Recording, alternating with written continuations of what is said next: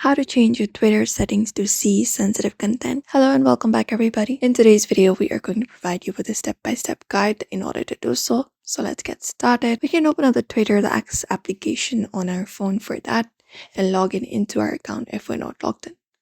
And once we do so, we can look out for the profile picture icon, usually in the top left, and tap on it. And this opens up.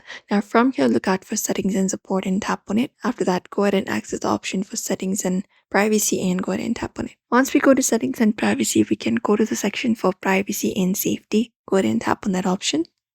And here we can manage the option called content QC. Tap on it and here we can decide. So in order to enable a sensitive content, you can tap on sensitive media and we can just go over and tap on the option called, if you want to see sensitive tweets, do you see it?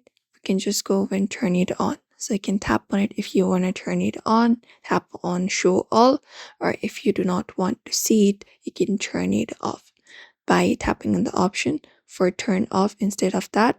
And once it is done, it will be saved. You can just go over and restart the application to make sure the changes take effect.